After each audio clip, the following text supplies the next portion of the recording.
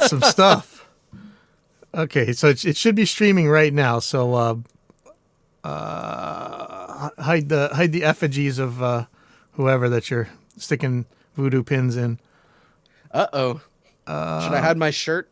I don't want to offend anybody with dogs wearing sunglasses. Oh man, I'm sure that offends somebody. Some stuff. Oh, what am I hearing? So it should be streaming right now. So what am I hearing? You're hearing us on the stream. Hide the effigies of. Oh yeah, okay. So I guess YouTube's working. Okay. Yep. Let's see if let me see if Facebook is working. Howdy, everybody. Since we're actually streaming now, and I don't want anybody to be sitting there waiting for us to start talking, I'm Phil, and I'm dropping in to Pipeline Audio. Is that still a thing you're doing? I guess that's that. Yeah, I haven't changed it yet. Cool. Just wanted to make sure that I didn't just do a major faux pas. No. Let's see. Yeah, man, this new Facebook is crazy messed up, man, honestly. Ooh. Dude, absolutely. Okay. Okay, so hopefully I can pull up my, is that death metal? Oh, yeah, and also I was trying to hide a burp. Oh. Because I was just drinking root beer, so. Well, it's actually par for the subject for tonight, so let me see what I can pull up. But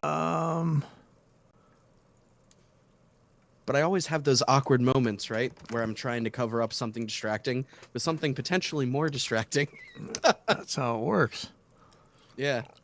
And then I was like, wait, maybe that's not quite the most appropriate thing to do in the beginning of a show. We faff around for like 2 minutes doing nothing except checking the streams. Like, oh, yeah, they work. People are probably watching this. Yeah, well, and then I'm just like the tricky part. I mean, I'd love it if I could have it.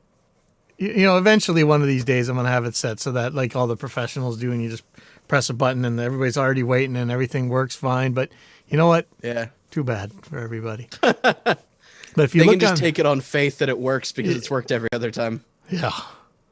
Well, that's a scary one. Yep. I'm sure that offends. Oh, there goes that. What the hell is that? It's Facebook, I think. All right. Yeah, it is Facebook. Okay. Yeah, called it. If it's 30 seconds behind, it's Facebook. Okay, Zoom video. Let's see if that works. No. Oh, no. What? That's the wrong. Zoom. That's the wrong one? No. Why is that the... Let's just call this a practice for like 5 minutes and people will be like, oh, yeah, they're practicing. All right.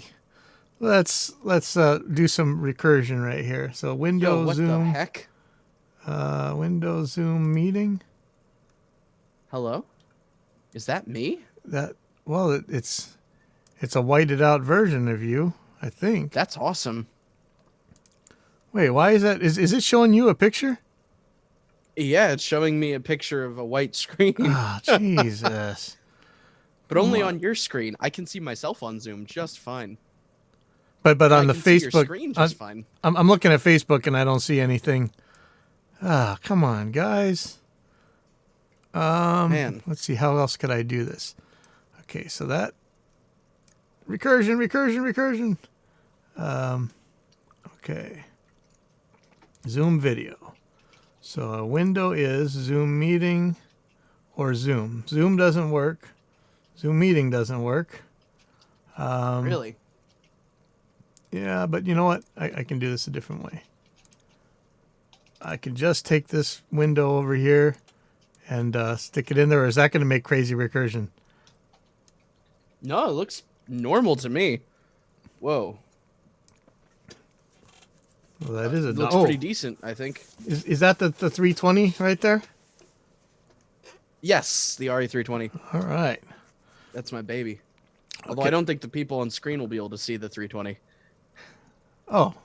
Because it's just out the way. Chat. There we go. Hey, nice. Here we go. Haha. One of these days I'll have it set so that, I'm sure there's a way to put Zoom into OBS correctly. I just don't know what it is. Zoom's relatively new, from what I know. I don't think they've had any API hooks for them released yet for OBS. But I see these guys with like 4. It looks like Brady Bunch where they have all the different rectangles. Well, maybe it's not Zoom. Yeah. I don't know. I think that's probably cheating. Probably some kind of trickery. Okay, I think. Okay, so I am recording. It's streaming. Yeah, you see my screen? It's actually recording the Zoom and the and my mic. Whoa! I see you on the side there. It's kind of spooky. I see myself twice. Oh, yeah, that's why I was worried about that recursion there. Oh, one person is waiting. Jason's waiting. Oh yeah. Let's see if this works. Holy crap, that'd be unreal if it worked with 3 people. Jason, you there? Wait. Oh, Jason? I didn't know he was. I didn't know he was trying to get in on the thing. Dude, if I'd known, I would have. Does he have a camera or a mic? I don't know. Doesn't look like he's muted. Well, yeah. I mean, we need people on the outside to see if you should be. Well, let's see if he gets in on here.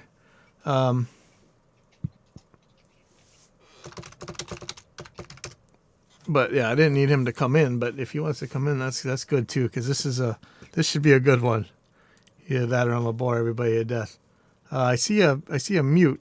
Where is he? Hey. Let me see if I can Jay. unmute him. Wait, he muted himself. How dare he? I think. There you are. We were just clicking at opposite times, so yeah, it worked. All right. Sweet. So that's 3 people, and I'm not sure that it's actually going out to Facebook like that, but we'll find out in 2 seconds here. Maybe. I think. Yay!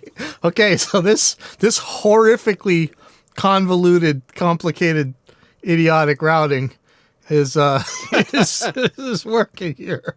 So let's see. I can dig it, man. This is some of it. This is some more of it. I don't know if you guys are seeing this on the screen or not, but Jesus. Anyway, I see AES outs. I'm happy. anyhow, so this is working. So I guess I'm gonna start. Jason, you might want to be in on this too. This is let's see where I'm gonna have to make myself know where I'm gonna cut this thing. I'll put a marker. If you have any interest in this stuff, at least. If not, feel free to just be like, y'all are dumb. I'm out. Deuces. Yeah. Okay, so welcome to dropping in at Pipeline Audio number 79, and this is Pipeline Audio's corollary to Poe's Law. And I'll get to that in a little bit, but first of all, I just found a new channel today when I was trying to help somebody with some pickup stuff, and it's called Dylan Talks Tone, and this is an awesome channel. Phil, you know about this channel? Oh, absolutely. Where was I hiding that I didn't know about this channel? I don't know. Do you ever look up anything guitar related? I do. I always get Will's Easy Guitar, and I get all the hype guys that jump in and out. Hey, for only $99, you can join with the prosperity gospel. Join with the Soul Harvest Guitar Lords, and like, man, Yeah. and it's all hype and nonsense. And they talk to me about magical wood tone and stuff, but this guy really was on his stuff with electronics and stuff. Yeah, no, he's got a background, I believe, in electronics specifically, which makes him one of the best people to talk about the differences between, like, say, a hand wound pickup versus a right off the manufacturing plant floor pickup. You know, talking about variances in, capacitance and the way the electrons move because you're getting certain variance when you're doing it hand wound versus a hand wound in the factory style thing. Honestly, just go watch his channel. He's so good. Binge his content. None of his stuff's that long. Yeah. Do you know why he's right now he's doing like live videos with the trailer and a Jeep? Oh, I actually don't know that. Yeah, I didn't know either. I don't know if he's on like a muscle car tour or something. I don't know what else he does, but yeah, he's like doing live videos from. Yeah, he had some cool stuff. Yeah, I was wondering if it was like a gimmick thing. Oh, maybe. But well, that's what I liked about his videos. So he didn't have like 500,000 jump cuts and gimmicks and dumb things that I could find. And yeah, absolutely. He had one where he was, I mean, it would be gimmicky if anybody else did it, but he's like, do you want to know how to lace sensor pickup works, and he took a screwdriver and started breaking it apart so he could get past the epoxy and show what's actually in there, and explained that was awesome. That was really cool. Oh, you saw that one? See, everybody knows about this channel but me, man. What the hell? The dude's got like what 50K subscribers or something, so like a lot of guitarists watch his content. Oh man, let me open this door. Maybe I can breathe. It's actually hot here for once. Let's see. So there's a. Have you guys seen this article? It's the Focusrite's. Oh yeah, see here's how properly shields your guitar. There's that Dylan Talks Tone guy. Yeah. You're gonna see if it's as cool as my shielding video, but maybe. Have you guys seen this Focusrite article, USB 2 versus USB 3? And they give I think he gives the hose analogy. Like, the hose only needs to be so big to fit a golf ball through it, and then any bigger than that, and it's not going to, it's not really going to help you any in the case of a number of audio tracks or whatever. Well, I mean, there is a limit to audio tracks you can send over USB 2. It's just decently high. Yeah. Well, if the hose is too small, doesn't the golf ball just pop out?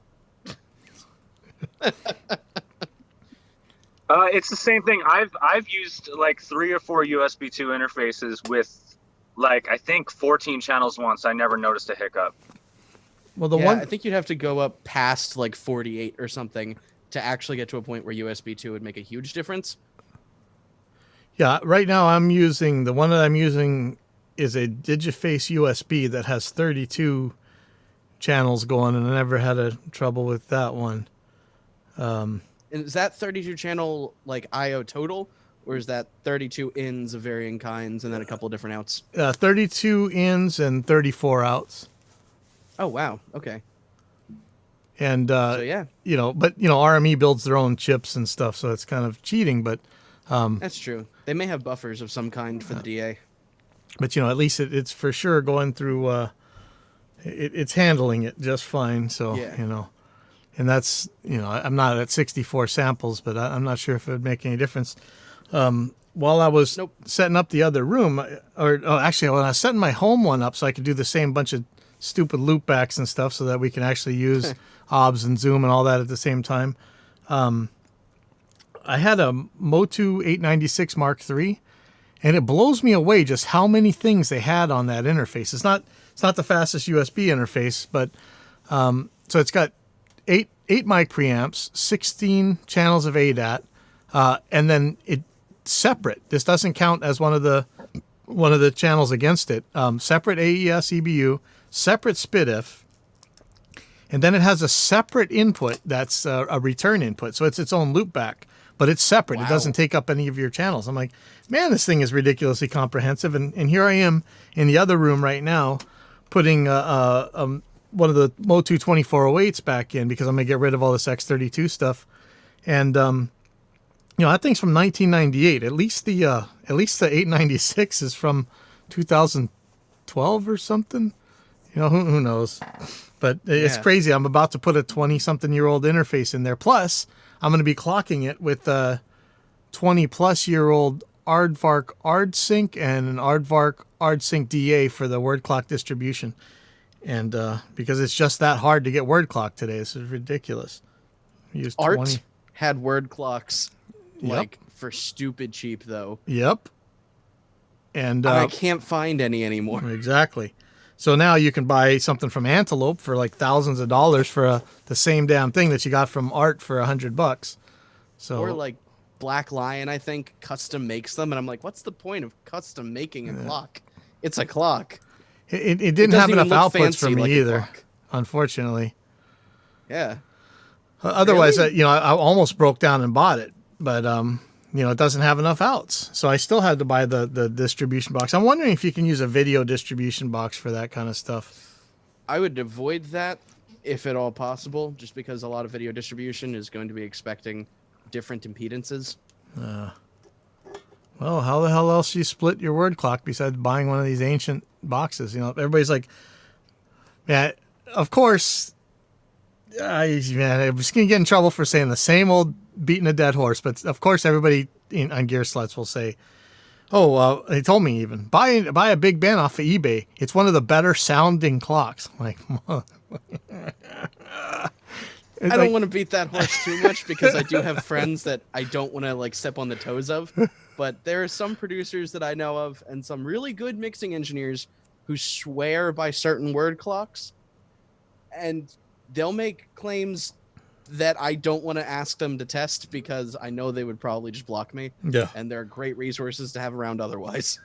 Well, I remember reading papers by Dan Lavery where he said that, almost without exception, if you externally clock your device, it's going to be slightly worse. It may not sound any worse because they're all pretty good at regenerating their own clocks or whatever, but it can't ever be better unless there's like a seriously broken case of something. Yeah, some older Firewire interfaces actually did have seriously broken clocks or clocks that would die over time.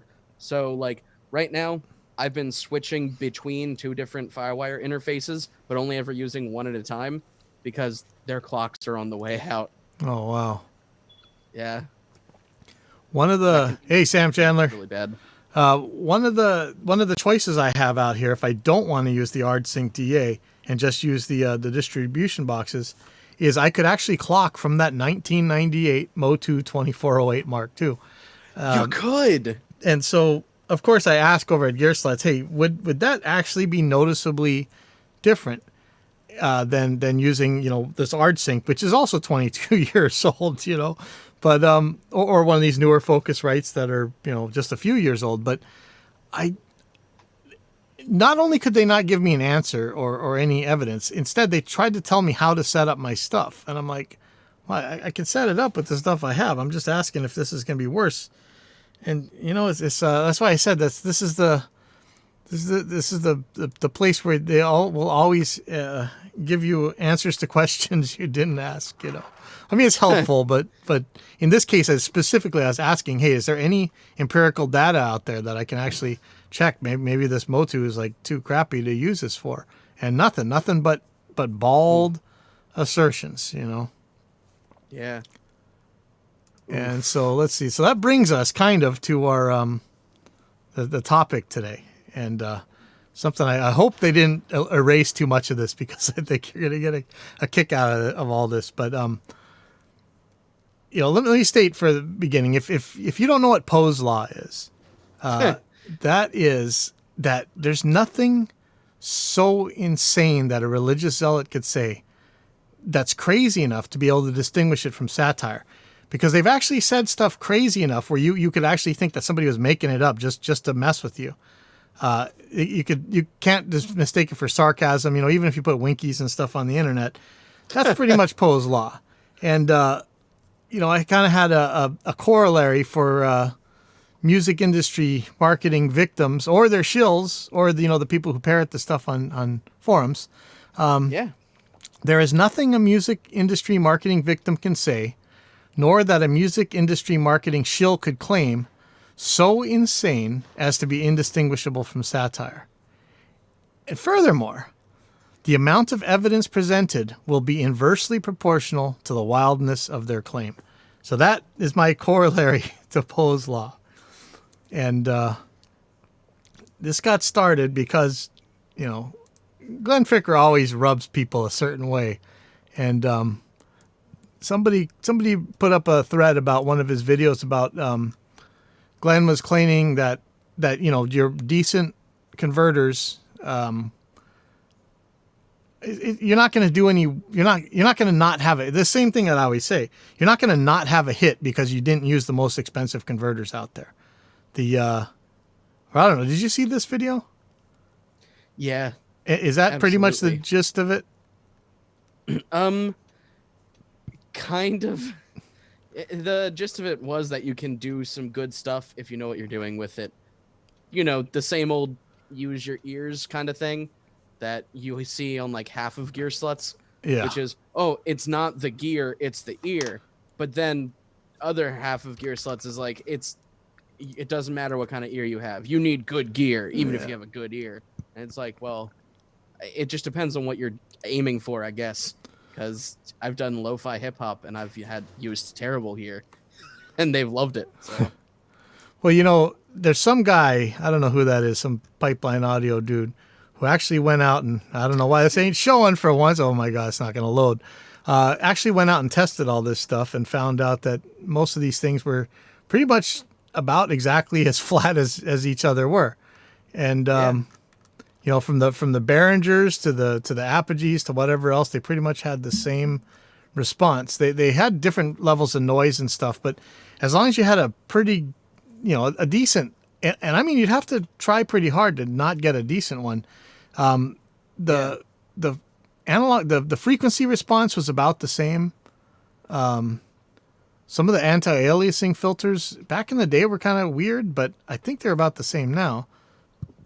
When I went and tested this stuff, they were pretty close, and it's pretty much.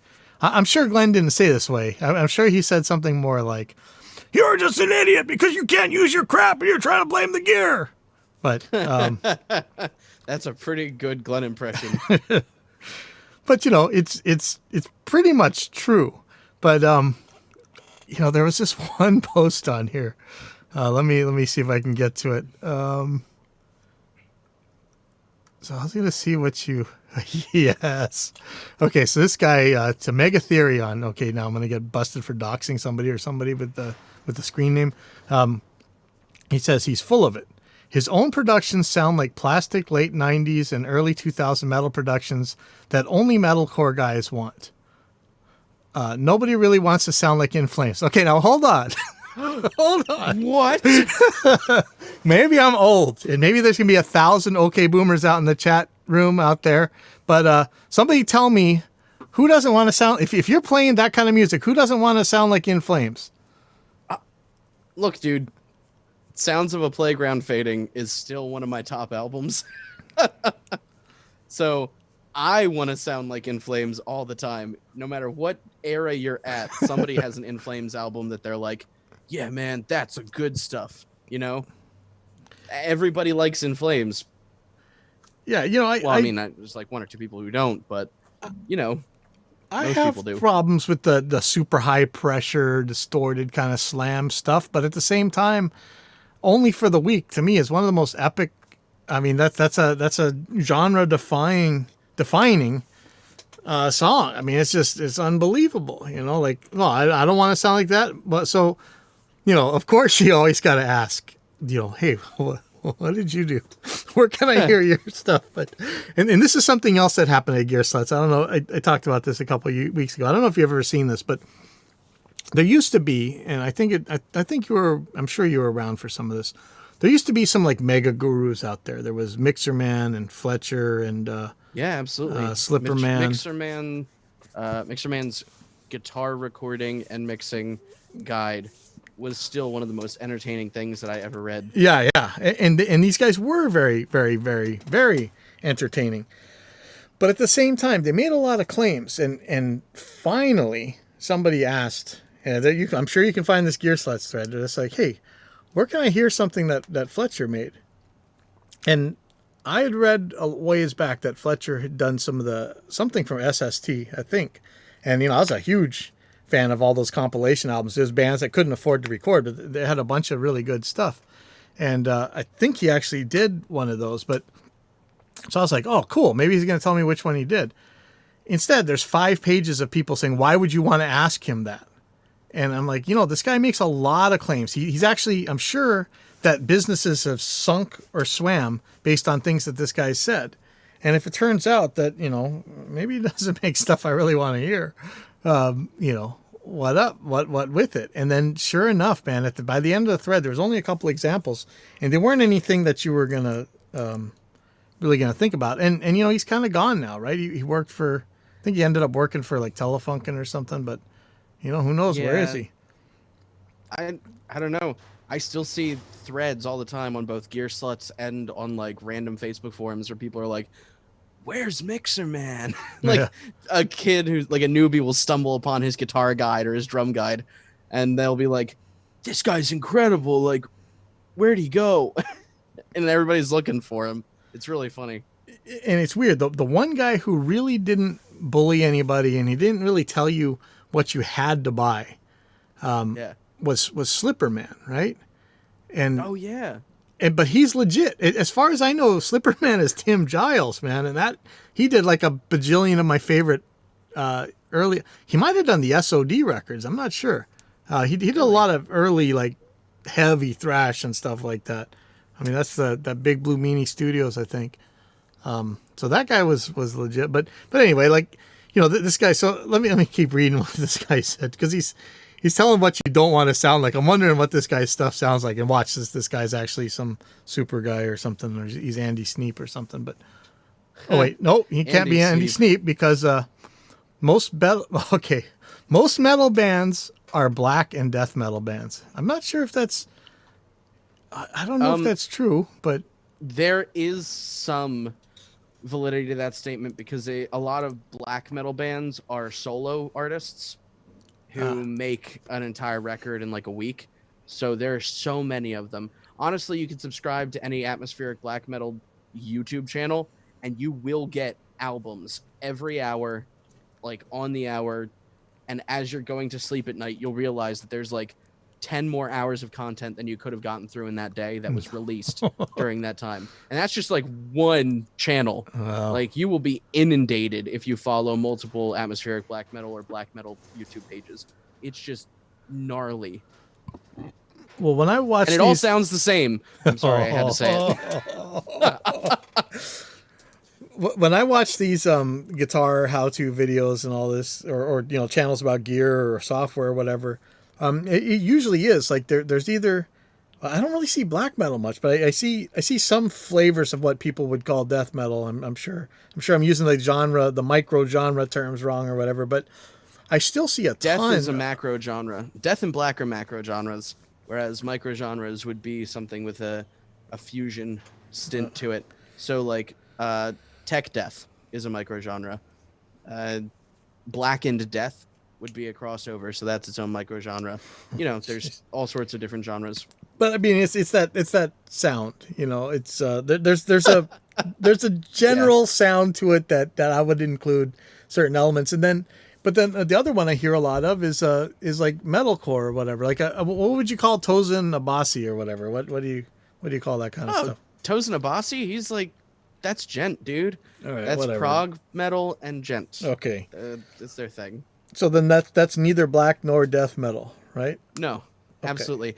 I have a friend who does really prolific death metal drumming and black metal drumming, and he came upstairs the other day after playing in my basement for like 3 hours, and he was like, "Yeah, I finally broke 320 BPM," and I was like, "Holy balls, dude!" He's like, "Yeah, I'm gonna try for the world record soon. I just need to get that endurance up and be able to play 320 for like 5 or 10 minutes." I'm like, "That's impossible." Oh man! But he said he could never dream of playing stuff like, Matt Halpern from Periphery, or like, gent/prog stuff. It's just a totally different feel, because it's all keeping track of multiple time signatures. Nothing about it is straight drumming, right? So the feeling of gent is basically just prog for metal nerds. And when I hear prog, this is how old. Yep. I think of Yes. Kansas? Yeah, Kansas is a pretty good. Maybe Uriah Heep. Oh, yeah. I've been listening to Kansas all day, and Rush. So I was in a prog rock mood today, but some days I'm definitely in like a prog metal gent tech death mood, where I'll just listen to prog that spans the heavier genres. But again, that is neither black nor death metal, as far as I can tell. Absolutely. Tech death would be, because it's death metal, but with more prog influences. Oh, okay. So the next slide. If you made them sound like an Andy Sneap production, most of them would just fire you and do it themselves. I highly doubt that. I'm fairly certain the majority of these people do it themselves. Not because they can afford Andy Sneap, but they just don't want him, but because they're indoctrinated. Like black metal, like I told you, all the albums sound the same. They all sound the same because it's all that one kid sitting there with Audacity, recording through a Rock Band microphone and going, "Ah," for like 3 hours. So there's a thing then that, like we have SoundCloud rappers, but I think there is a SoundCloud black metal thing, right? Or something like it. Yeah, there is. Is it actually SoundCloud? Like you go on SoundCloud and you find the same way you could find all those rappers, you'd find. It's mostly YouTube. Oh, okay, but it's the same kind of thing, right? You want to hear Same a new concept. one.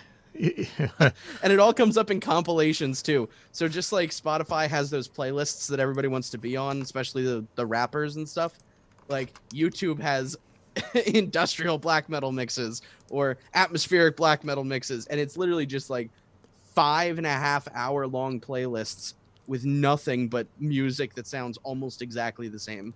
Oh man, it's terrible. So the next thing he says is, who would even say that? I love Jason's reaction. That's just gold. Said Sneap was awesome in Sabat, or I don't know what that is, but Sabat does not sound like an Andy Sneap record. Well, no. But I don't know what that Did even you want means. me to debate that? They were thrash, is what they were. And why doesn't that sound like an Andy Sneap record? Because he didn't produce it. He was just I think a guitar player for them. Oh. Yeah. Granted, they broke up in like what? 1990s? Like mid 90s maybe? So they disappeared, so they couldn't really have the Andy Sneap sound, because the Andy Sneap sound didn't even happen until like 2001 maybe. It was that long ago. Like Andy Sneap was actually a dude back in the day. Yeah, it wasn't until the mid 2000s though that he became the Andy Sneap, I think. Oh yeah, see, Jason found one of the answers to this thing. I always face my DAX towards Decca. The reconstruction filter is the Wailing Wall. But, let's see. So what else is this? Okay, so here's the rest of it. He's also full of it on converters. The mics matter, the cables matter, the pre's matter, and the converters matter too. Most of the chips are fine. The chip is one of the least important parts. The converters with the cheap codec chips that sound halfway decent cost a fair amount, including Focusrite's own. The Scarlett just sucks compared to RME, SPL, and the RedNets. Does it really? Not that I did the test. I couldn't find that at all, but you know. Me neither. I've worked with all of these things. Yeah. I've made records with all of these things. Yeah. I don't know what people are talking about. Look, I made records back when one of the digital pieces we could get was a Sony 3324. Is a tape recorder with 16-bit converters, and there's no way not to clip them if you didn't want the hash of the machine's own whatever. Apogee started coming out with filters after that worked okay, and then they made a better one than that. But we made records on that. I made tons of records on using the converters of Tascam DA88s. Yeah. You know, and any of this stuff, it was really good back then. But, you know, you would laugh at it now, but it was still... Look, Men at Work, what is that? Or no, was it Dire Straits? Who was it? It was Dire Straits, right? They had one of those, either the Pro Digi or the Dash Machine, or maybe they were doing the 3M whatever, but they were using that early converters. The moment I hear Walk of Life start playing, I don't think about what converters they used. But, you know, so this guy finishes with, he's just another talking head trying to sell bedroom producers spotty low-end hardware by saying it's just as good. Now. No, that's not true. He doesn't make any money off of selling people anything except his own merch. And last I checked, he's not selling converters. He's selling T-shirts and mugs. Yeah. Well, you know, he might have like Amazon affiliate links or whatever. But, you know, even if so... I don't know that he's saying, you know, he doesn't necessarily say anything's just as good. Like me and him will argue all the time about like converters in the box and out of the box. And then also, you know, he just did his review on his $5 bajillion 8-channel Neve, whatchamacallit. But, oh yeah, that thing, which I found at like a radio station closure the other day. And I was like, you know, I could buy that, but I'm not going to get it just to spite Glenn Fricker. They were just handing it to me. They were like, do you want it? I'll give it to you for like $25. And I was like, no, I don't need this junk. Oh, man. But no, I probably should have taken it. Man. It's just more stuff, you know. But these are some claims about that these things are going to sound different, which is typical. But I usually let's see. Let me find out where I chimed in with my normal things that I will usually chime in with. Oh wow, things gone to 7 pages. I haven't looked again because there comes to a point of stupid where you don't bother anymore, and there's no real point. Jason in the comment section saying, "What kind of deals is he getting from Behringer?" Yeah, I'd like to know that too. I'd like to know too, man. Gotta have to tell us what kind of money you're making off Behringer, Glenn. If he has their ear in any way, shape, or form, holy crap, man! Like, I almost guarantee that no. Profanity alert! Oh, that's gold. Okay, so let's see. I think we're gonna be able to find. Okay. So somebody said something. Let's see. Let me find this, guys. This wasn't really egregious or anything. But I feel like that's actually the moral of Gear Sluts is somebody said something. Yeah. Anyway, do they even really talk about gear anymore? Oh yeah, they talk about gear. They talk about how to buy gear and which gear to buy. Oh, good. So they're still got a purpose of some kind besides just trashing YouTubers because the YouTubers were like, I made a good thing with a cheap thing. Oh man, that upsets them to no end. But they get so angry about that. Somebody had a sentence, and I'm maybe quoting this out of context. I can't find the original post now, but it said he said within the margins between a Focusrite Scarlet and an Antelope's A to D. Now I don't like Antelope just because they make a lot of claims about clocks that I have never been able to get them to back up in any way, shape, or form. But I just asked, what would you say the differences between these are sonically? I'm not asking for Deepak Chopra words like warm and defined and smeared or whatever. Just like fantastic. If they're different, it's probably going to be a frequency response thing, a bandwidth thing, a distortion thing, or a noise thing. There's definitely some interfaces that have horrific levels of THD on their inputs and their outputs. I don't like that. Yes. Speaking of the first generation Focusrite guitar DI, of course, being one of them. I have so many friends who've been like, "Hey, should I buy this first generation?" I'm like, "No, stop. Rethink what you're doing and get something else. Get a second gen." Oh, you know or what even though? Anything else. If you had a guitar that was actually, if you ran a sweep through there, as long as you stayed away from the top, it was actually pretty clean and just perfectly linear. Which brings me up, I just bought this, to reroute all these rooms and stuff. I bought a Focusrite Scarlet Octo Pre Dynamic. And I don't want the dynamics. Really nice. Right. Yeah. And I don't want the dynamics. The only reason I want it is because, and we did a whole show about this, but this one has ADAT in, so I can actually clock it from there. Plus I needed a DA. But it seems like if I plug an ESP or an EMG into the DI input, I'll still clip it. So I don't know. Yeah. What the hell, guys? I have a Scarlett Solo at home that doesn't clip. It's a Gen 3. The Gen 3s are pretty rock solid. But, I expect that there's going to be a measurable difference between these things. And in all these years, when people claim this stuff, like, Mixerman used to claim this like these converters lost a ton of low end. I forget which converters it was. That lost the bottom octave. And then every time when somebody would put up a plot, it would actually have it. But let's see. So here's the guy who I originally said that, who I asked him, what would you say the differences are sonically? He says, never directly compared the two in the same room on the same equipment or sources, but using these brands on separate occasion on different sources, I never once thought, man, this is killing the guitar tone. So he's actually saying there's differences between them, he thinks, but even he's not saying that this is going to be something that's going to really, mess things up. And one of the themes that goes through this thread, which is pretty, I'm glad to see and have some hope for humanity, is, there's two different ways of saying this. One side says, with those guitars that distorted and that pushed and stuff like that, I don't think you're going to hear like massive subtleties. And then the other way of saying that was, with these stupid, crappy, heavy metal, lame brain guitars, it's all going to sound like crap anyway, so it doesn't make any difference.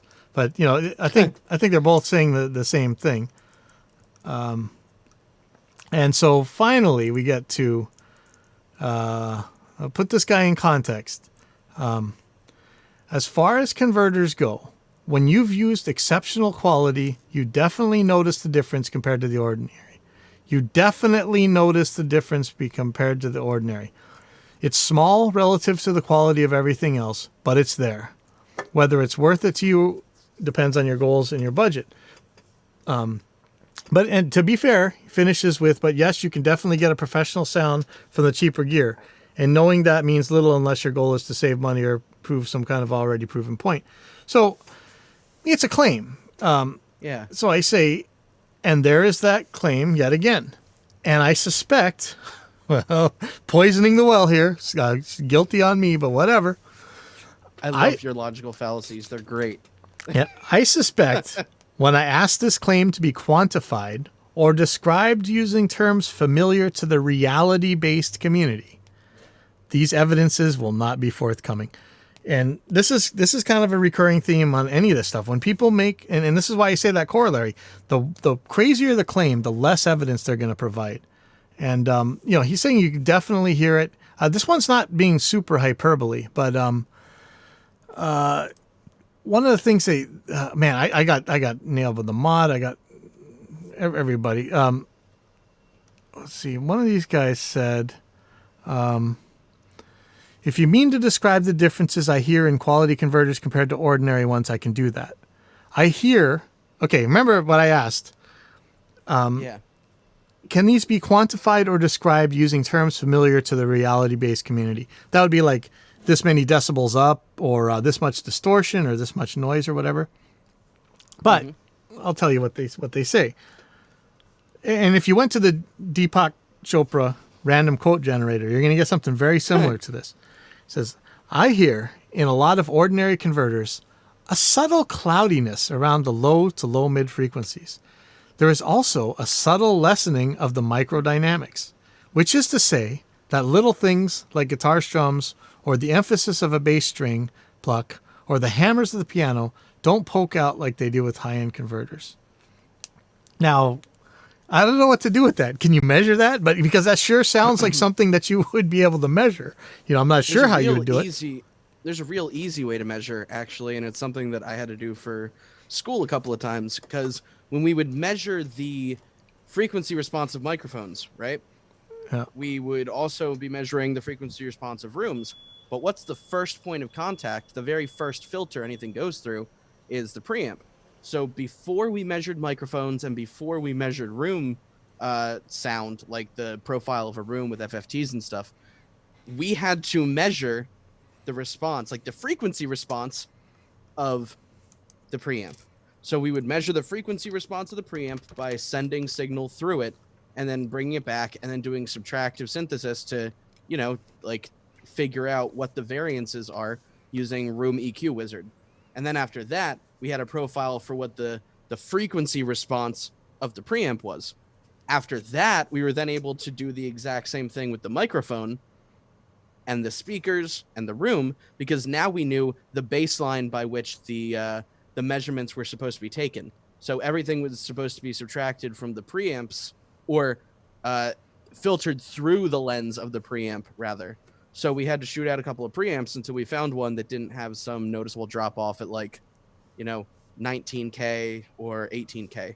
So we ended up using a Millennium preamp because that had no noticeable drop off anywhere. Oh, wow. It was really, really transparent. But that's the thing. A lot of these people don't realize everything has a frequency response.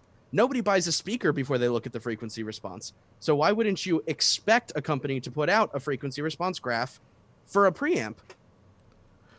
Well, that's a whole nother one. I always have to ask which version of not what you put into it would you like to get out, and they usually don't have an answer for that. They just pretend, I mean, it's industry standard for speakers and microphones, both of which are on either side of the preamp. So wouldn't you want to know? Why aren't we demanding these things? Yeah. I have to measure my own preamps because companies don't do it for me like they do with my mics and my speakers. It's just a crazy thing. I don't. They use cloudy language. That's what it is. They're like, oh, we don't have to do the science part of that one. We can just it's so warm and airy and vintage, but also modern and punchy. It's like I learned nothing. Yeah, and that's and that's the thing. Like I'm just asking for, I mean, and you make a big claim. You got to have a way to back it up. At least have a way to measure it so I can do that. Yeah. If you can't back it up, like, really make some helpful suggestions. I just made a helpful suggestion. Don't you think that it's useful to some degree to be like, hey, you know what companies should do? They should publish the information on the thing they're selling. That would be great. As I always ask, have you told Rupert Neve that his that his mic preamp's broken because he thinks it's pretty flat, But yeah, no. Meanwhile, I've run tests on Neve preamps, and guess what? 200 to 500 hertz tends to just be really fat. Like, the response is much higher in terms of decibels out than, like, I don't know, the high end. It almost all has like a roll off in the top on Neve preamps. It's probably either just because they're vintage or something. Like maybe they've gotten more rolled off with age, as resistors sometimes do.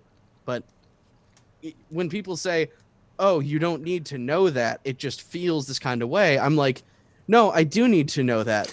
Because if I've got a massive buildup in a real mix at like 230 hertz, and I look at the preamps I've got, and I'm like, oh, we've done everything through that Neve, then now I've just learned to avoid that Neve when I have a certain issue. But I should have known that before I recorded all those tracks, don't you think? Yeah. Would have been nice. But when you do ask these people what the differences that they expect, that they want from a mic preamp, and what differences there actually are, they can't tell you. They can't say, hey, this one has a little bit more, a couple decibels here. I'm not asking for exactly whatever, because if they're that far out, then they're probably not consistent either, but they can't even say that. They just make up crap. Like to follow along here, let's see. When listening to high quality converters, I hear complexity in the overtones and the air around the instruments. With the lower resolution converters, all that gets a little simplified and in some frequencies omitted altogether. I mean, I don't think that's been an issue since like 99. Yeah. And I don't know what's a lower resolution converter either at this point. No, yeah, because almost all converters these days are like, I don't know, 96 with floating point options and stuff at the minimum. Converters are real good, bruh. Well, I also hear a greater sense of... Oh, sorry. Oh, yeah, I was just thinking, maybe they're talking about the days when there was, like, actual 8-bit converters. Yeah, but they're not, because they had claimed the difference between the Aardvark, or no, the Antelope and the Focusrite. So he says, I also hear a greater sense of width and depth from the high-end converters. It's all very subtle, and you have to pay attention to catch it. I noticed this thing. It's really noticeable, but it's also very subtle. This is the definition of the God of the gaps argument. Like when you find a transitional form, then the creationist will tell you, now you've got two gaps, because now you got one on either side of the form that you just found. But Jason, to answer your question, I think they just mean they don't hear a roll-off anywhere. That's what I'm hoping they mean, because if they don't mean that, then I think they're smoking something. Yeah. And, the preamp that they do seem to like is the ones from the Midas, is like the M32 and the DL32, which my tests do show that they actually roll off near the high end. It's not by much, I was about to say but it does roll off. I was like, that's entertaining. Because we test all that stuff. The X32 has like a less roll off actually than the M32 does, in my experience. Yeah, and I think I compared the XR18 to the Midas ones too. I'm not sure. Yeah. I don't really like the X32 preamps. I do prefer the Midas ones, but that's only because in a live situation when I'm actually using a console, that roll-off does help with feedback. Well, that makes sense. Yeah. So here's a useful claim. Well, also I find that I don't need to use nearly as much EQ or signal processing to get the sound profile I'm listening for when I'm using high-end converters. If you can't, they did those tests where they check all these mic preamps and stuff, and if it's so subtle that you can't hear it, I'm having a hard time with that one. But it says the lower end ones make it more of a guess. But this is all very subtle again. And if you have only used lower end converters, you simply won't have any context for what I'm talking about. Ooh, ad hominem right there, right? I feel terrible for taking a dump on this person because they clearly gave themselves an out, right? They clearly gave themselves an escape hatch. And I know that they were like only doing that because they didn't want to be called out for anything, as you do when you give an escape hatch for yourself. But I just couldn't help but laugh at how absolutely steadfast they were. And then they were like, but it's kind of subtle. Yeah. Over and over again. That's a cycle. It's a huge claim, then a diminishing of that claim, saying, oh, but you might not notice it. Every time. There's science we could use. We could put all of these things to bed just by posting a graph instead of posting paragraphs about like, oh, well, sometimes I think I need to use less EQ when I use these things. Yeah, well, you know what? You might have actually had good mic placement that day. Have you considered that? So, in order to avoid that, of course, I at the very beginning, I said, can you put this in terms familiar to the reality-based community? I mean, it's put these in quantifiable, I think I even said quantifiable terms. And you'll notice that whenever you really want real information, eventually it'll turn to an attack on you. Like, it really will. And it gets to the point where the other part of this is if you only use high-end converters, you become accustomed to the presentation, and it's just normal. When you suddenly are using low-end converters, it really and truly sounds terrible to you. That might explain some folks getting a little hyperbolic about the significance of converter quality. So you're saying, because I haven't used these converters, which I have, because I haven't used these mic preamps, which I have and still own, that's why I can't hear the difference. Never mind, just give me a plot that shows me this thing has 2 decibels more of 3K or whatever. How about just an actual quantifiable actual thing? I mean, me and the boys, when we're shopping for microphones, we just have like pages and pages of frequency response graphs in front of us. And we compare and we're like, you know what? This would be good for this application. So, and this exact polar pattern would do exactly what I want in this application. Let's get this one. It's not like, oh, the grill on that one's really pretty. I'm sure the gold color makes it sound shinier. No, man. Like, we're not stupid. We know what we're doing. See, I don't want to hammer on this guy too much more because they all pretty much said the same thing, but it's just good because he documented the whole thing for everybody. I just put the ending part of this is poor converters usually strip away details, dull dynamics, have poor stereo separation without a solid center image, textureless bass, and etched treble. How do I measure etched treble? Is that like a bell curve at 6K? Notching out by 3 dB or so? I don't know. That sure would be nice to have numbers on. Yeah. Ooh, let me send you a link, if you don't mind, in the chat here, because Mixerman actually speaks out on something, and it's from this year. Oh, wow. So somebody was asking a question on Gear Sluts, of all things, where he said, I've been reading the Mixerman Musician Survival Guide, and there's a passage about distortion where he talks about a ubiquitous saturation plugin that basically everyone used for the last 8 years or so. I've searched around, and I'm having trouble figuring out what he's referencing. No luck on forum search, and there seems to be 4 or 5 plugins that could be the mystery winner. I'm sure you guys know. So, of course, there's tons of people who are just like, pretty sure it's just Decapitator. And, that's probably likely since that's been around for quite a while. But then Mixerman himself chimes in. And he said, I reveal all that stuff at the very end of the book. I don't want the body of it laden with gear mentions, because the point of the book is to use whatever you already have. Oh, wow. That should sum up the whole thing, right? Like, the point of learning about this stuff isn't to use gear or to have specific gear. It's to use what you already have to get the best possible outcome. That would be nice. Although he did say that it was Sound Toys Decapitator because he really likes that plugin. Oh, wow. I don't think I'm still not good at the clipping and all that stuff. I will do everything in my power to make it more obvious. Heck. Yeah, that's interesting. But so he's returned from the dead, or he never was dead. That's yeah, it's possible. Yep, there's his yin yang right there.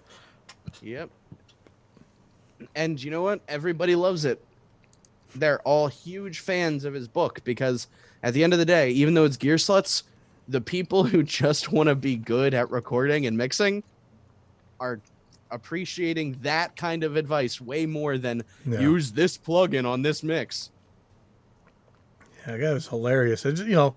I took lots and lots of hits back and forth with that guy, but his stories are just awesome. Like, you're like, I lived this, man. This is terrible. I know what's gonna happen next, and it does.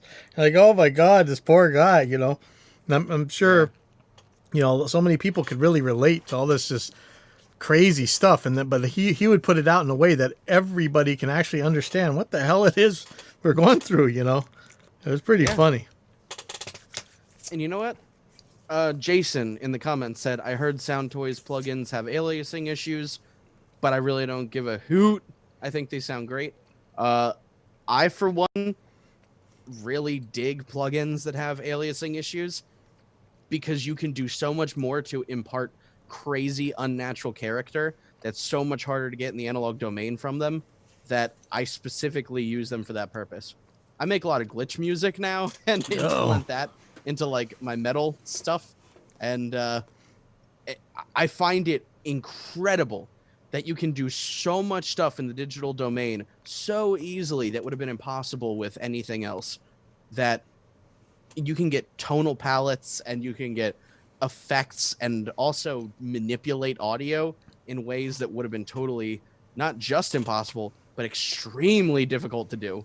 So when I use a plugin, I'm pretty sure almost all of the Sound Toys things that have those aliasing issues also have some kind of anti-aliasing button or setting and oversampling options. Yeah, I was going to say, those guys know what they're doing. So if they want it, if it's aliases, they want it to alias. Exactly. So that's what I'm saying. They probably leave it there so that people can choose, do you want the aliasing issues or not? I keep them. I almost never anti-alias this stuff because it's so unique. It's a characteristic, That's why I use it. It's my go-to tool. Ooh, speaking of delays, I have trouble. You're talking about aliasing and stuff, and I'm thinking, man, somebody said, he said something about digital palettes and stuff. Yeah. I have major trouble. Back in the 90s, Digitech and some other companies were putting out these delays that could do these like rhythm things, like not the gated thing that I always do, ba, ba, ba, ba, ba, ba, ba, but it's like you go die da da die da da die da da die. They would do those crazy like rhythmic delays like that. I need a VST that can do that. I can't think of what. I can think of one. What is that?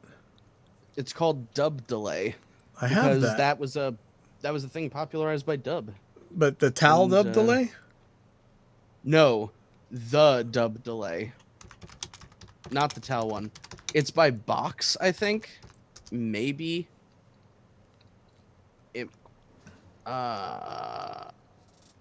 Is it from?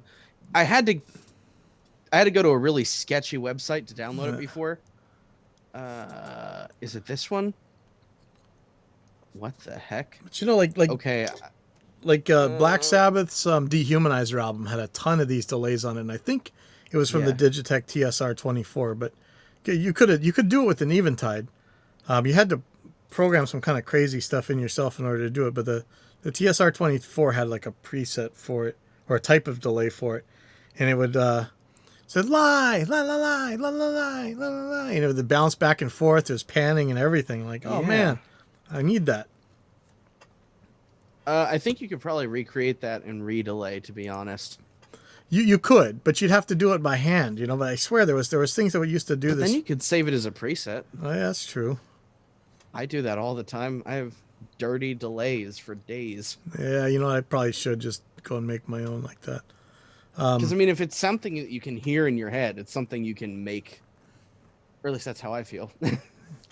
That's I hear it, and then man, like lately, I can't even get there's some months where I can't even get drums.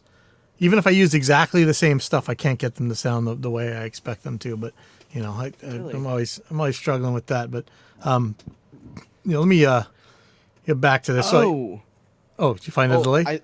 I found it. Okay. Yeah, it's not called dub delay. It's called Dubmaster Liquid Delay. It's by G-Sonic.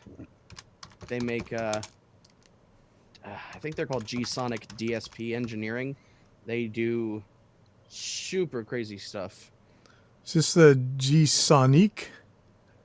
Yep. And I think they have demo options, but they have crazy delay functions there that sound really good for dub music, which I also am a fan of. They have mixing and mastering effects. Let's see. Watch me break something here. Actually, I think it might be under creative/DJ effects because it's really weird. Yep, Dubmaster Liquid Delay. You know, these DJs, as much as we like to make fun of them, they have all kinds of really cool filters and stuff, you know? Yeah, and I get really angry that they usually know almost nothing but get the greatest possible results. We're all just jealous of them. That's what it is. Oh man, yeah, I got to try a synchronized dub delay. I'll go get this later on and try this out. They've got a demo that I think has like a 20 or 30 second either dropout or like a noise burst, but something like that. But the demo works great, and then when you hear it, you're like, yeah, that's definitely what I need. Okay. Or you're like, maybe for something else. It's one of those where you slap it on, you immediately know what you want. Cool. Yeah. Let me just get to the end of this damn thing. So, you know, again, like, instead of answering the question, it'll turn into attacks on you, and they'll you know, do anything they can not to actually give you specifics. As I said, dodge, duck, dip, dive, and dodge, you know, which is always the answer to this. As predicted, I have measured these. You know, you guys make these claims, yet always refuse to back them up, but we'll type paragraph after paragraph of red herrings. And so then it becomes about me again, you know. What verifications can we have that you've done your measurements correctly? Well, none. How about none? How about you just show me how these things are different so that obviously my measurements are bad. But no, we're not going to do that. We're just going to talk about you. You know, and, I don't like that person's username because it seems like the kind of username that would be heavily utilized by a Deepak Chopra type. Enlightened. You know, then the straw mans come, and you know, it just goes on like that. But the point is that people make claims and they just don't back them up. I think I even got nailed by the mod here somewhere. But you know, that happens every once in a while. Mods at Gear Sluts are actually pretty good. They don't tend to nail you too hard. But anyway, that was why I was talking about Poe's Law, man. It's just whoa! Did I just see science going by? Oh, I doubt it. Maybe. Let's see. This the replay will go. Let's see, page 5.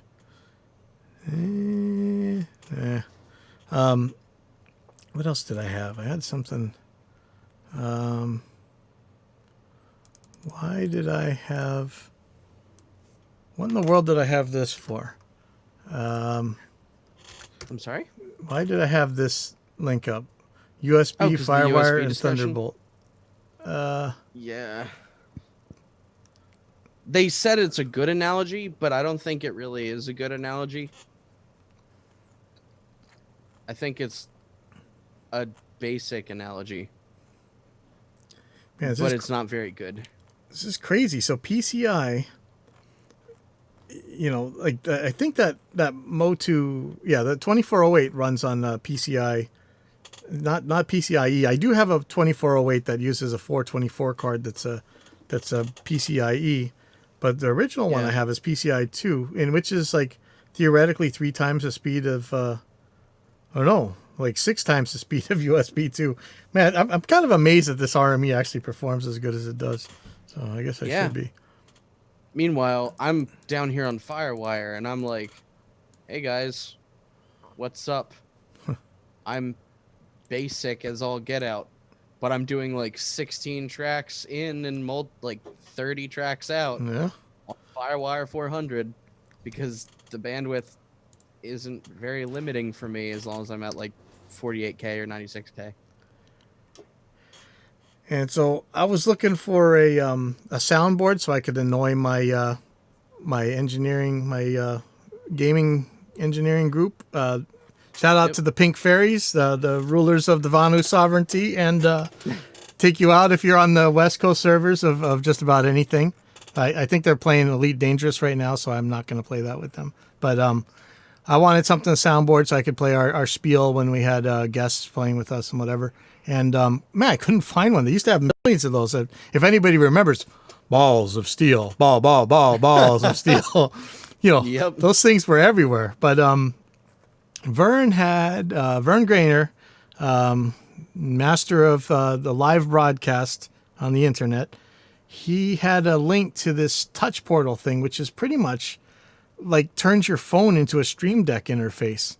And so if you guys are looking at doing something like Stream Deck, but don't want to buy the piece of gear, I think this phone thing will do pretty much what you want. I downloaded it and I ran it, and man, you can program the hell out of this thing. So it's I don't know what it actually costs. Like I was trying to see like anything that I wanted to do. It didn't look like I had to pay for it, but this is an awesome piece of software as far as I can tell. If anybody's using this, let me know. But it had its own soundboard thing. It had a lot of features. You could control your DAW with it if you really wanted to. I'm betting. Granted, we use Reaper, so we can control our DAW from a web remote anyway. That's right. But this thing was pretty cool. I'm going to mess with it more because I think there's a bunch of stuff I could do, even like what it's used for. So I could switch streams, and even right now I could have been using this to switch between different things. So I should learn this thing. That would be pretty cool.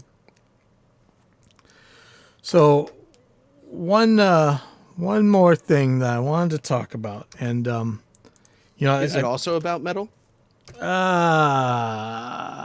Can we vaguely relate it to metal? You can always relate it to metal. In fact, I even had a show about this called Glenn Fricker has no metal support, because he was on Catalina, but he was using an older version of Reaper, which doesn't have metal support. Oh. So it is slightly related to metal. Anyway, this is a subject we've been going back and forth on for months about Catalina.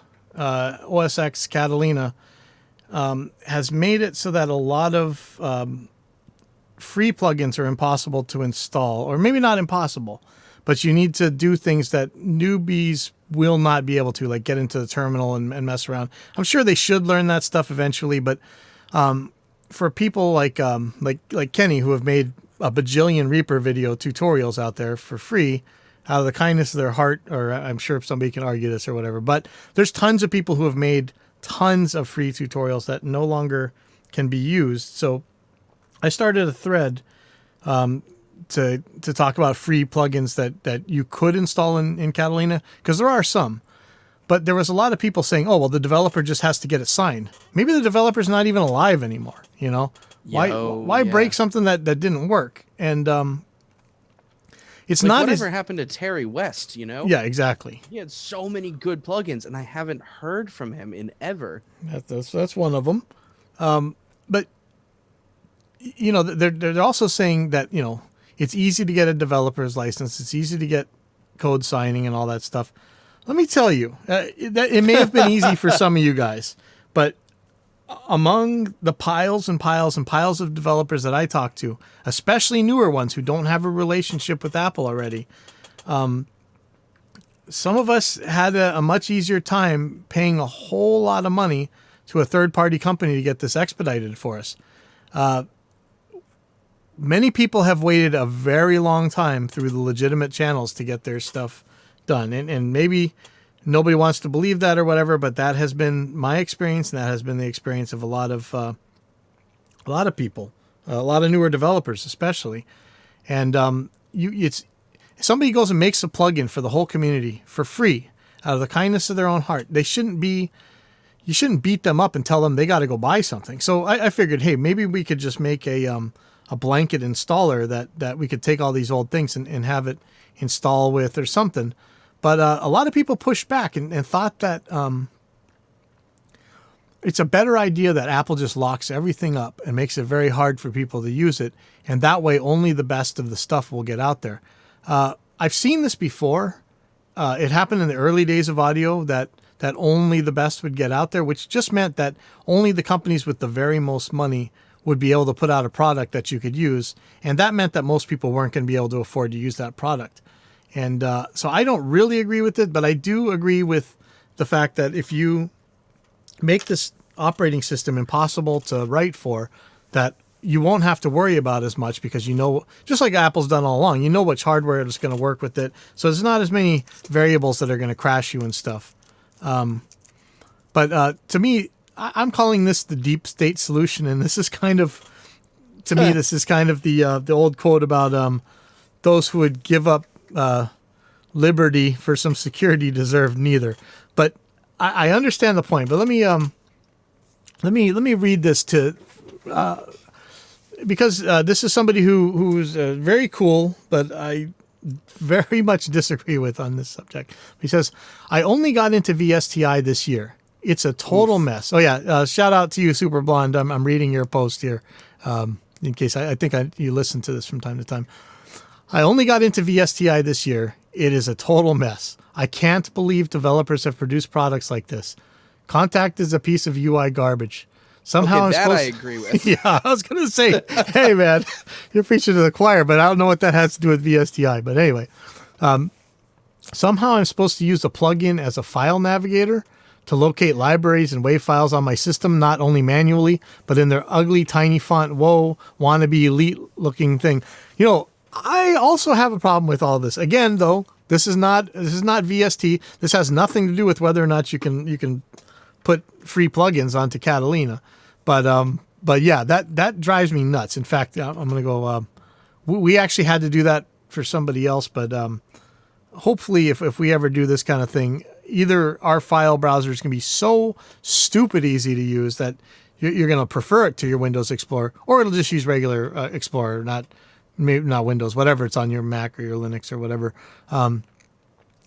And I have to know the goober 6-year-old names of all these plugins so I can go find them on the random interwebs, install the installers, but first have to jump through 3 email hoops to get on an emailing list or shopping carts, then install something which doesn't do anything except for download other components, but only if I remember the serial number from their obscure email, and then put them in the system folder who knows where. You used to be able to just drag and drop the VSTs into your VST folder until Catalina. So, but yeah, I do also not enjoy these plugin manager things, which are just gigantic bloatware that don't really have anything to do with your plugin and stuff. But again, it sounds to me like this is just anti-DRM rhetoric, which I agree with. And stuff should be open and not as locked down. I'm not opposed to that. And who was the kings of DRM that created this in the first? Oh yeah, that's right, Apple. The App Store that you really want to get into. That was the ultimate lock. But anyway, and I can't even figure out if I'm supposed to install an installer or use the installer to install a VST or use the installer as a VST. It sounds like somebody who's been using a lot of phone apps in GarageBand, honestly, because it is convenient on an Apple to get in there on the App Store. But, yeah, man, when I a couple years ago, when I was really looking at the guitar plugins and actually the hardware that was out there in the market, and I approached some people about building some stuff for the App Store, and people who I respect a whole lot, who probably wouldn't want me to say this about them, but they said, I'm not going to help you with the App Store. That is a very dirty place. And I was like, what are you talking about? And then you start seeing the actual rules about it, and you're like, whoa, okay. So yeah, I know it's convenient, but I don't necessarily think it's so awesome. So let's see. So then when I add the VST thing to my track, I again have to navigate through a bunch of menus to load what I want, but only if I remember the immature 6-year-old's elite speak name for the ridiculous instrument like Fuzzball Asteroid Orbiting Jupiter Sprinkler Head with Chia, all in a tiny font, which is dark gray on a darker gray background. Listen, man, you could get something off the App Store that looks like this. In fact, chances are if you get it off the App Store, it's going to not just be like that. It's not going to have any options or settings or anything you can actually set to the way you want, nor will there be a manual anywhere. Will there be documentation? Will there be a developer that you can actually talk to live on Facebook or an email or anything else? So yeah, these aren't VST problems. These are idiot problems. I rename VSTs all the time. Sometimes I rename them like in Reaper's, what are they called? You know, the configuration files that set the names that the user-friendly names. I change those all the time because sometimes I'm like, all right, this is version 1.3, this is version 1.2. Like, backwards compatibility matters.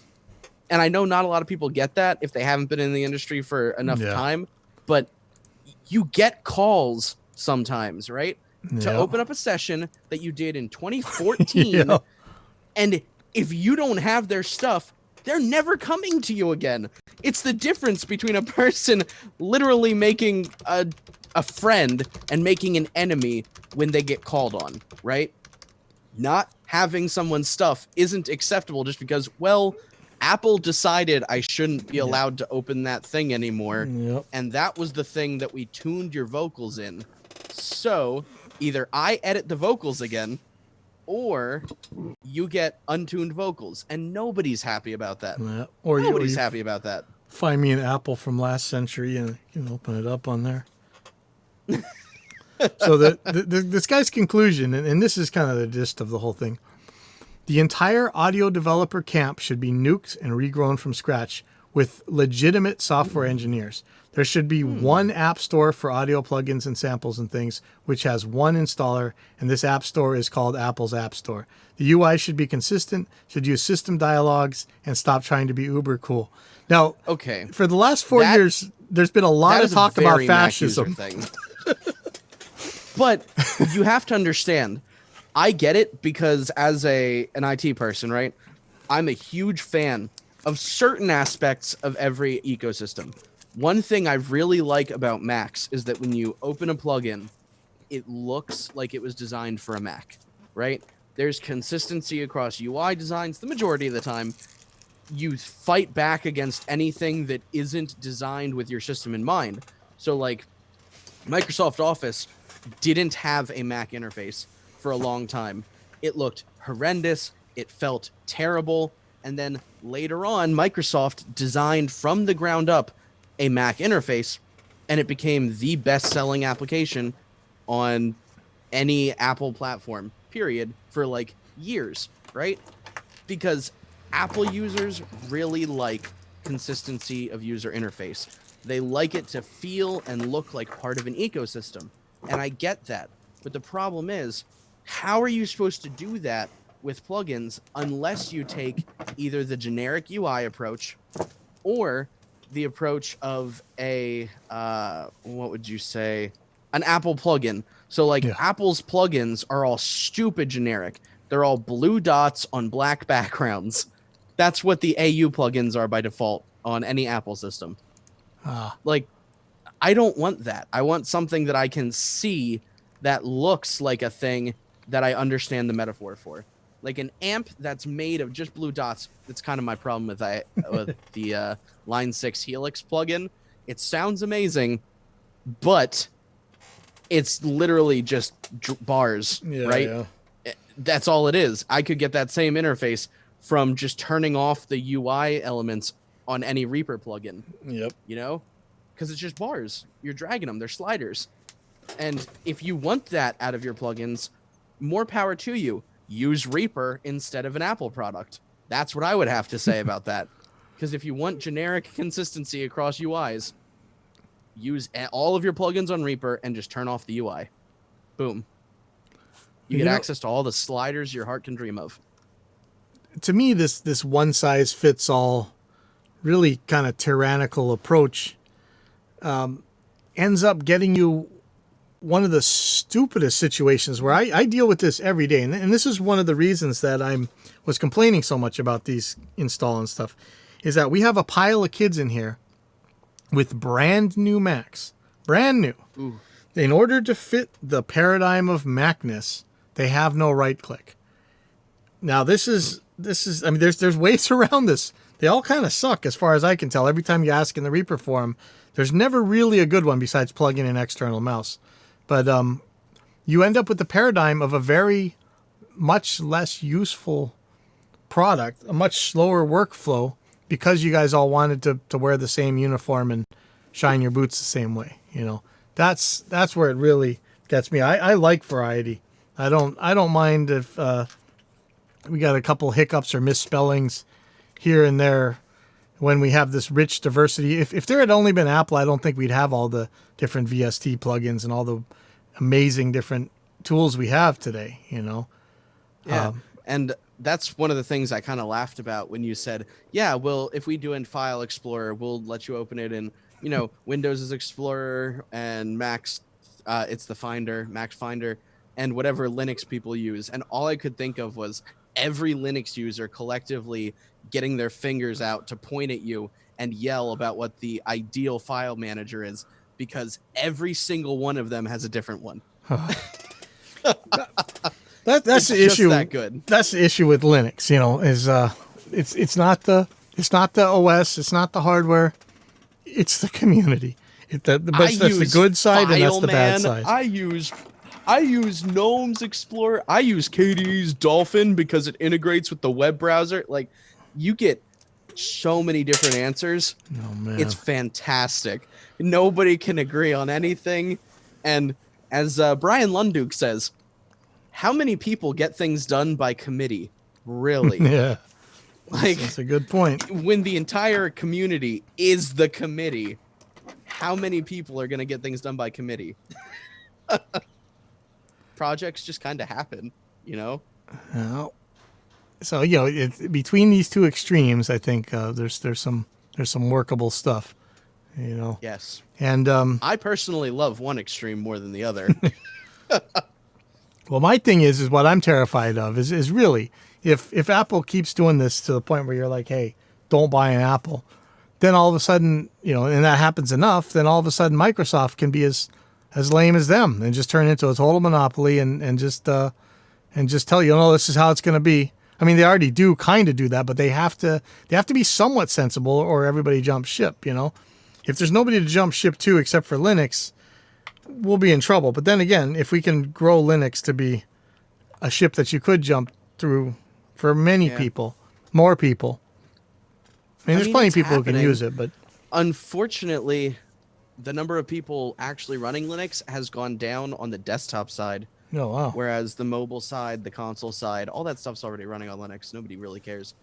But, like, yeah, that's the problem. As much stride as has been made, Linux actually has a worse backwards compatibility problem. Like, they're just now developing things like Flatpak and a couple of other solutions to the problem, whereas Windows is the best system, period, for backwards compatibility. I can run DOS applications. Like, think about that. I can run something that's been deprecated for 40 years, and people will still be able to run that. Like, 16-bit applications. 16-bit. That means there's still executable code I can run from the kernel of Windows that's 16-bit. How stupid insane is that? Comparatively, Macs, you might be able to run stuff from this decade. And with Linux, we're trying to fix the problem, but you really can't run stuff older than like 3 years sometimes. It's that bad. Because we're just all cutting edge, you know? Like, everybody's bleeding edge on that side. Everybody makes their own file manager, you know? Like, nobody wants to say, yep, we're just going to maintain this old deprecated repository with an application and with all of the libraries you need to run it. Because I tell you what, if I'm on Python 32 and Python 7 is going to make a conflict, well, get rid of it. I'm just going to get updated versions of all these applications because they're all rolling applications. They all have bleeding edge versions anyway. Yeah. That's the mentality on Linux. Yeah, that's what I guess is going to make it a little bit scary, but eventually, hopefully, it'll be a little bit. I see Jack Winter trying very hard to at least make it easy for people to jump on there, but we're getting there. Yeah. We really are. Now that we have some of these solutions intact, that basically mimics the Windows executable, the Windows installer that never stops working. We're mimicking that more or less. But again, because it's by committee, there's 4 different solutions right now that I could name off the top of my head. And those are just the most popular ones. For us, an ecosystem that has 1.2% of the market, there's like dozens of solutions for one problem. That's terrible. Eek. All right. Well, I think I hit everything I want to hit. When's the last time you did a mix of the what's his face's thing? Oh man, I was just talking to him. Actually, talking about hiring him. Mike? Is that his name? Mike. He's got the multi-track mixing with the secrets thing. Mike Senior. Yeah, Mike Senior. Yeah, when's the last time you did a live Mike Senior mix thing? Actually, that would have been probably 5 months ago. Oh, man. But if you notice, I have also done other live mixes since then, but they've mostly been either a mix fix or a live mix that I did 3 weeks ago, but it wasn't to the Cambridge stuff. I actually had a friend hit me up literally like 5 minutes before I was going to do a stream, and he was like, wait, can I send you my tracks? And I was like, yep, sure can. I just need to rename the stream. Cool. And where was that stream? It was on my YouTube, youtube.com/PhilZio. Having a YouTube since 2006 really does come with some perks. You guys hear that? youtube.com/PhilZio. That's PhilZeo. Yep. All right. Well, I am going to attempt. We're in lockdown again, but I can actually ride around the neighborhood. So I'm going to attempt to ride my bike before the oinkers bust me for not having a light, because I'm not about to stick a light on my freestyle bike. Oh, dude, I bought a house this year. Does that mean you're going to put a half pipe in it? I was actually just thinking more about the police, because I was thinking about, I looked out the window today and we're right in front of an elementary school. Oh. So I looked over into the parking lot and there was just a squad car sitting there. And I was like peeking out my window consistently. And we also just got a dog this last week. So me and my dog were sitting there staring at the cop the whole time like, hey, buddy, what you doing at an empty elementary school? Oh, man. Yeah. Because schools aren't back yet. No. That's not a thing. Probably waiting for somebody to actually enjoy themselves in the parking lot. I don't know. That's what they're doing over here. Waiting for a kid to ride a bike into the parking lot so they can like hit him with a nightstick or something. Yeah, probably. All right. Well, thank you for being on. This was I figured I needed some help on the metal end of what that guy was claiming, because those are some howlers. I also don't understand why somebody would even talk about black metal people being a client to anyone, because like they're very DIY as it is. They're not just punk levels of DIY. They're worse than that. They're like, you will be hated on if you go to a studio for most black metal bands. Oh, that's why it's so shocking that some of my favorite clients have been black metal artists. Interesting. Because they did stuff different. They didn't sound the same. They didn't act the same. They cared about the quality of their stuff, you know? It wasn't churned out in a minute. So yeah, that's just somebody who I think is probably an elitist, because black metal guys tend to be elitists. Death metal is less elitist, but still kind of. and gent is very inclusive, but gent is extremely produced. Yeah. I don't know if you ever listen to like Periphery or Yeah. Animals as Leaders or those guys, but they're all about that clarity, bro. Oh yeah. That's why black metal elitists really look down on them, because they're like, your stuff sounds so clean and sonically appealing, and they're like, yeah, Yeah. Yeah. I have a brother. My littlest brother loves. He plays a style like that where I think that they ultraviolence. Yeah. That whatever that is. Oh, I love it. It's like black metal, but people that don't run around in forests with face paint on. Oh, yeah, no, that's exactly what my friends do. Yeah, instead, they run around jungles with tattoos. So it's much different. Yes, very different.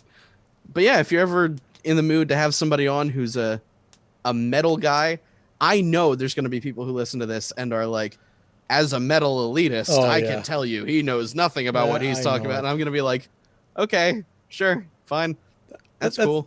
That's why I don't want to get into the genre wars and all that crap. It's just, it generally, this thing has distorted. Like, if you go read that thread, there's some, actually, maybe there's a Reaper thread where they're just like, well, it's all metal. It sounds like crap anyway. Like, okay. Oh, no. I just don't, but I don't believe that, because there's literally pop metal now, you know? Yeah, and like, Amaranth. Yeah, Amaranth, like baby metal, really made huge strides in that. Yeah. Friggin' Poppy ended up making a metal project. Like, all of these bands are just all about the sonic clarity, the clean production, the punchy drums, and the synth layers and all that stuff. Like, I'm all here for it, honestly. I love that sound, because pushing the boundaries of what metal can sound like, that's cool. Trying to keep it sounding like 1994, that's not cool. No. I'm sorry. I just can't handle that kind of ignorance, in my opinion. People like what they like, and I get it, but don't trash what other people like just because it's different than what you want out of a thing. All right. With all that, I better go, because now I'm going to reach the limits of my Blueberry podcast uploader. But thanks for being on. And Jason, thanks for helping test. And so if you guys go check out Phil at youtube.com/PhilZio. All right.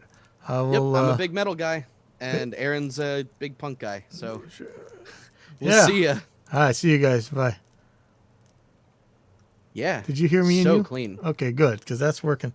Okay, I'm gonna shut this thing down. Then I'm gonna finish this and go ride my bike. But thanks on the stream. You sounded great, by the way. Oh, good. That's I'm telling you, it's that guy, man. I'm trying to get a hold of him, because Mike is trying to buy up whoever's property wants to sell it, intellectual property, and I'd just like to have that guy working for us. So, yeah. Oh yeah. Hey, did you get to try the MIDI input on the thing, my bobber? No, I haven't had a chance yet. I've been trying my best. Yeah, whatever. Whenever. All right. Well, cool. I'm gonna hang this up, and then I'll talk to you later. All right. See you later. All right. Thank you. No problem.